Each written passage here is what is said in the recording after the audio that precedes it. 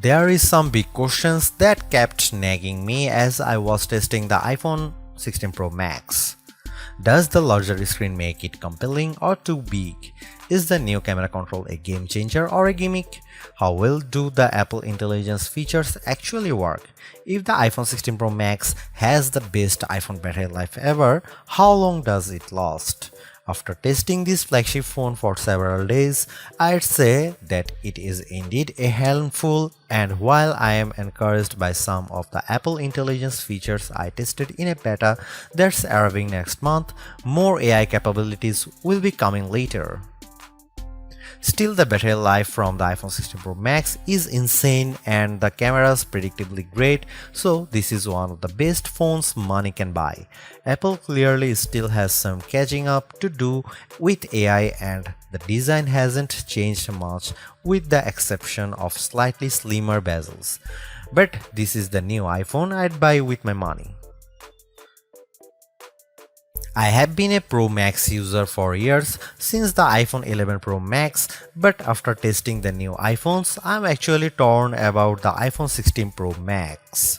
It has the largest display ever of any iPhone at 6.9 inches. Yes, the thinner bezels help keep the device somewhat compact, but it is still taller, wider and heavier than the iPhone 15 Pro Max, which I thought was the near perfect size and weight for a big screen phone.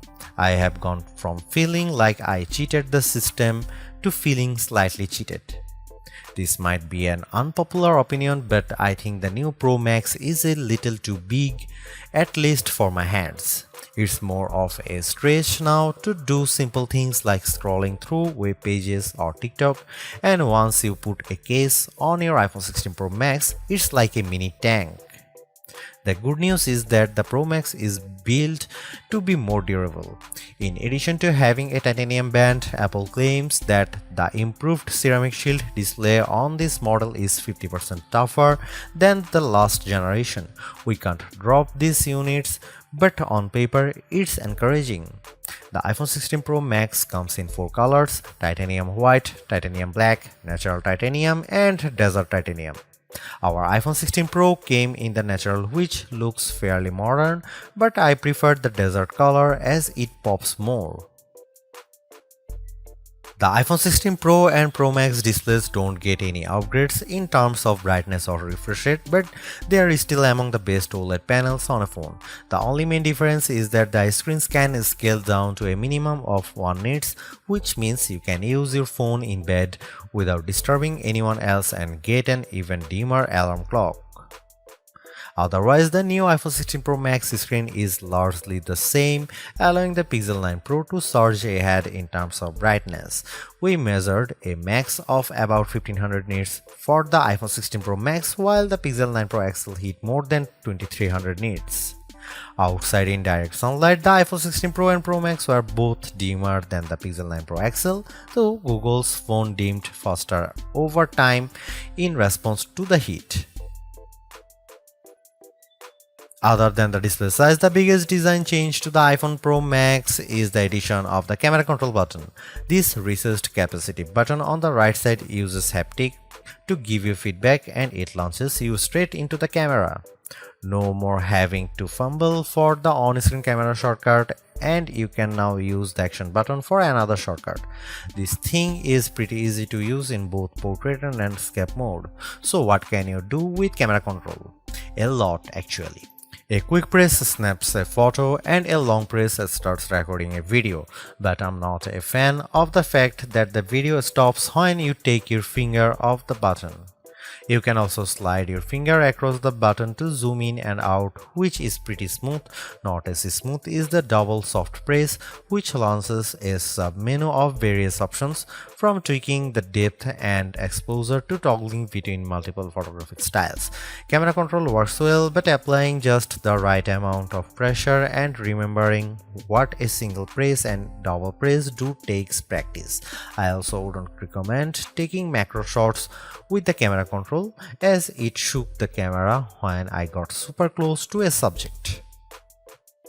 The iPhone 16 Pro Max gets a bunch of camera upgrades, starting with a new 48 megapixel fusion camera for the main shooter that's designed to read data faster. The result should be zero shutter lag and faster focus.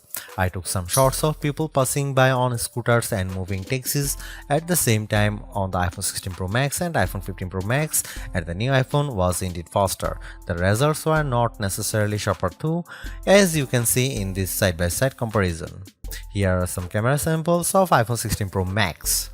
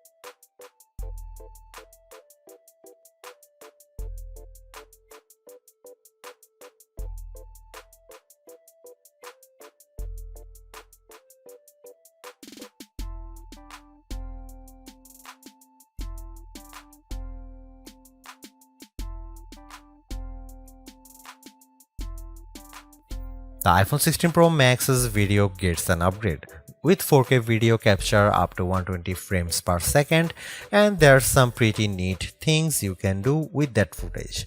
Using the playback speed controls, I could slow down a ping pong match to 50%, 25% or 20%, and the footage still looked sharp. Apple Intelligence is Apple's version of AI that's designed to be more secure and helpful than what Samsung and Google offer. But right now, Apple Intelligence is more of a tease since it's in developer beta right now and it won't launch for the rest of us until October. Even then, certain features won't be available, such as visual intelligence and ChatGPT integration.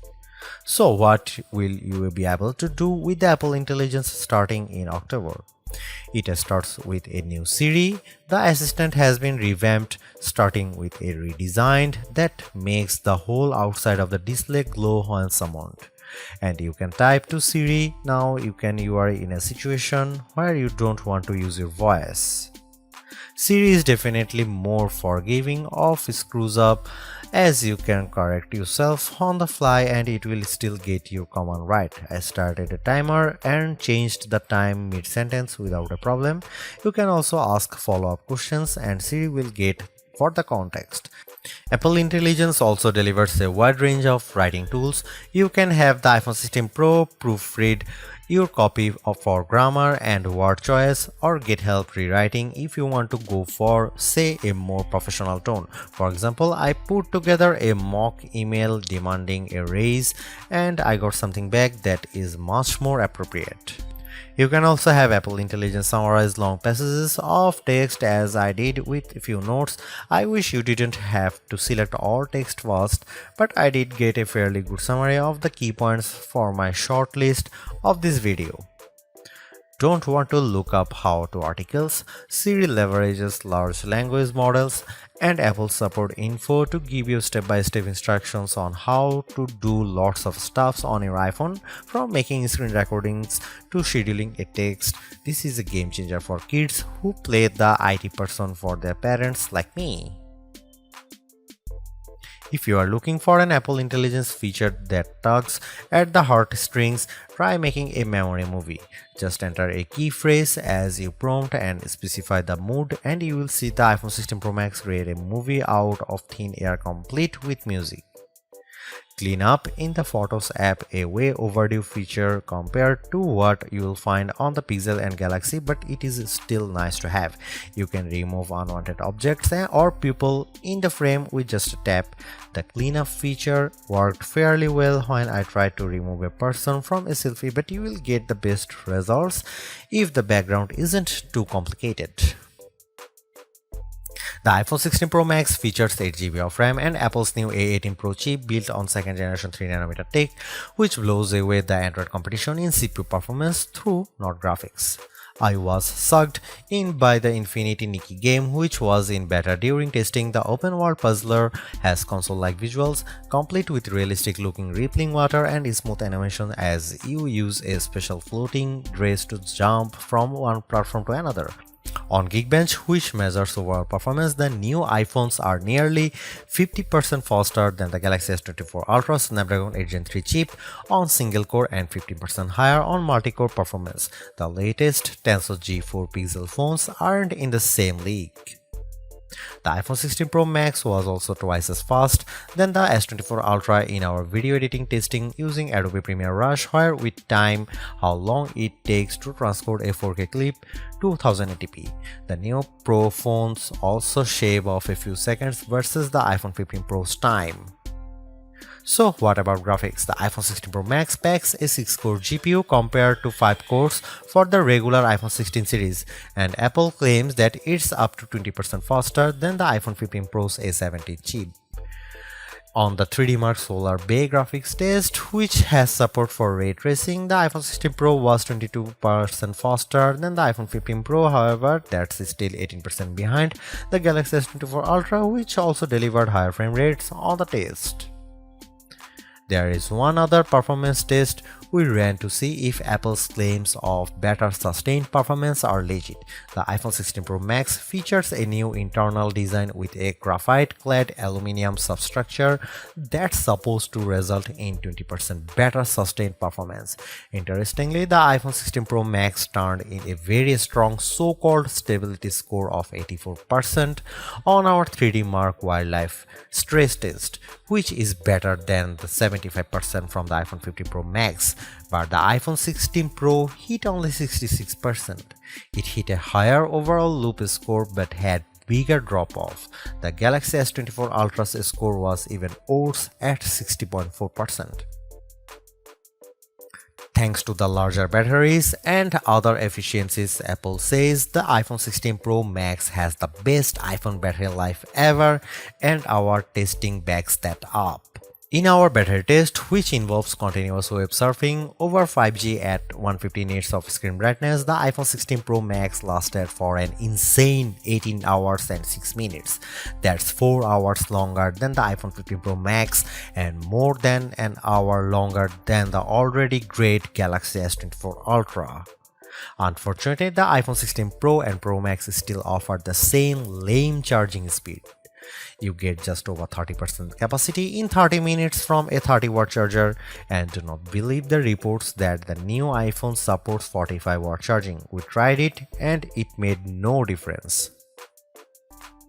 The iPhone 16 Pro Max is indeed an iterative upgrade, and maybe it wouldn't feel that way if Apple Intelligence was available today along with all the promised features. Instead, it's going to trickle out over time, so I would not to be in a rush to upgrade.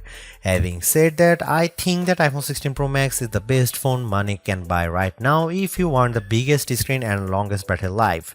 It lags in zoom versus the S24 Ultra, but you get more endurance, better camera quality, and plenty of creative features like photographic styles and audio mix. I actually preferred the AI capabilities of the Pixel 9 Pro XL series with its smarter Gemini Live voice assistant and other features like Add Me for photos and Pixel screenshots. But the Pixel's performance and battery life trail the iPhone 16 Pro Max. For me, the iPhone 16 Pro Max retains its title as the best phone, but it's not because of Apple Intelligence.